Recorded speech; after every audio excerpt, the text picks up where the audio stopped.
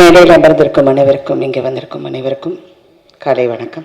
And Sripriya பற்றி I want to wish all the best, congrats.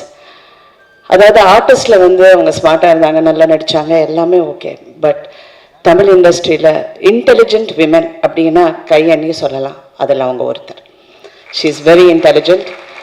And அவங்க அதை காட்டிக்க மாட்டாங்க, பட் அது ஒரு தன்மை. அது மட்டும் இல்லை, நீங்கள் எடுத்திருக்கிற கதை வந்து ஒரு சமூக உணர்வோடு நீங்கள் எடுத்திருக்கீங்க.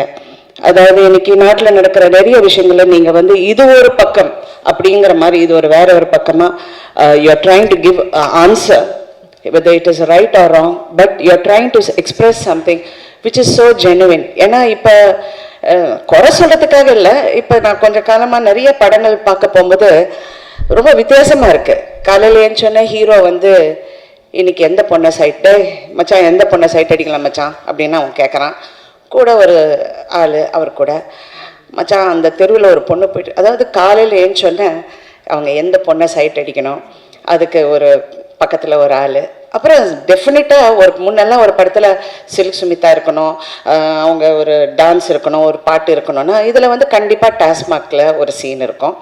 அந்த டாஸ்மாகில் உட்காந்து மச்சான் அவன் வந்து என்னை வேண்டான்ட்டான். அப்புறம் அந்த ஹீரோ காலையில் ஏஞ்சி அப்பா அவள் பார்க்குறாரு, டே பேடு என்னடா பொத்திக்கிட்டு போடான்னு அப்பா கிட்ட பேசுகிறாரு. ரொம்ப உணர்ச்சி பூர்வமாக இருக்குது இந்த படங்கள்லாம் பார்க்கும்போது.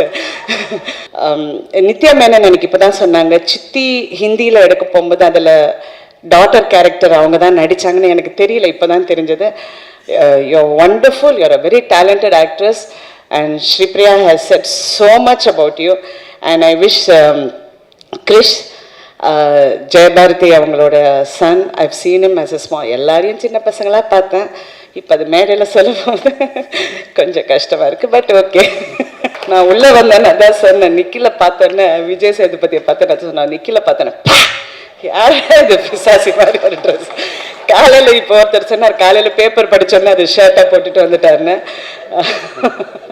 So anyway, wonderful being here, and really from the bottom of my heart, I wish you all the success. Thank you.